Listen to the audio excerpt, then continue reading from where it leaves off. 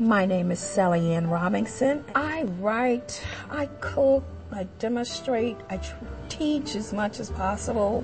About once or twice a month, I would invite friends and family to my house because I really love to cook. The kids are growing up. They're not home a lot. So on weekends, I'm like, y'all come to the house. I'm going to cook. So I'll have them over. So they would say, Sallie, you need to do a cookbook. This was early 90s. And I'm like, no, I don't want to do a cookbook. So they're like, yeah, but people out there really want to know about this type of food.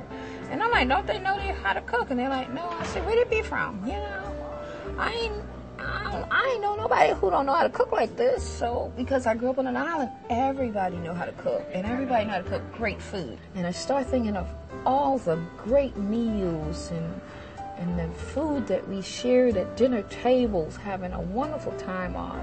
And the way we had to process some of them, hunt them, grow them, go to the river and find the, catch the shrimp and catch the crab and catch the fish. And what it would be like to tell the story with a lot of these dishes and how important it was that they knew it was just didn't jump on the plate or you just didn't find it somewhere, but what important it was to go out there and get the freshness of everything that we had. Life growing up on the Fusky for me was a very fascinating free spirit lifestyle. We lived a unique life here because the Fusky is also an island that you can only get to by boat. We couldn't just drive to any place and get something. We had to depend on someone with a boat to get to the mainland. My mom used to write a note or a list and send it by the guy who was going over that day to shop. And the grocery store person on the mainland would send the grocery back, and once a month they're going to pay their bills. And that was for the necessity things like salt and pepper, things that we didn't grow or couldn't do at the time. We appreciated the food that we ate. And yes, we did a lot of things like other folks did. They put all these cute little names on it. Well, excuse me. French toast. I'm saying egg and milk toast was fine for us. French, we not French. I don't know nothing about it.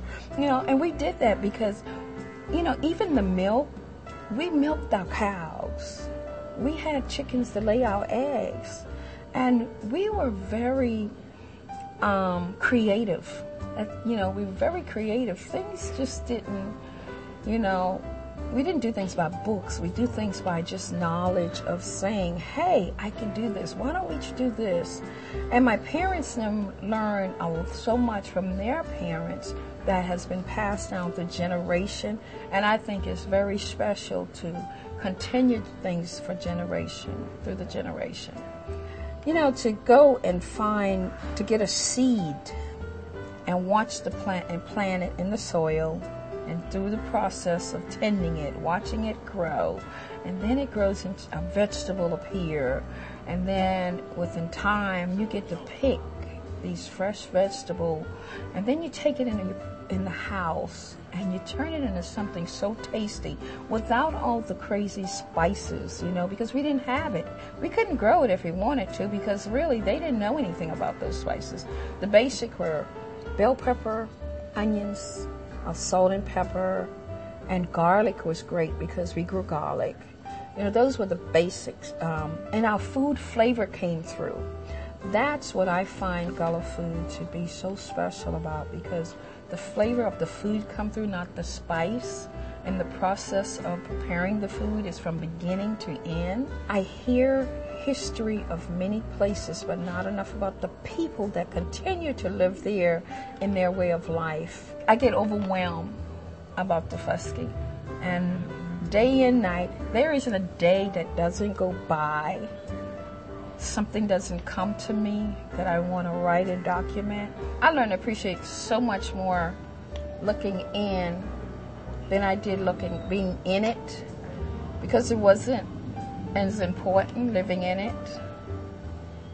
And I just won't stop writing and telling everything I can possibly remember as a child and what my mom and family members have shared, because we sat around the table or in groups and there was always stories. Today we don't do that with our kids. We don't share the stories for them to understand how important it is And they always said, you gotta know where you come from in order to know where you're going. And that's one of my reasons for wanting to document the stories with my recipes and knowledge of the good old days on the Fuskin.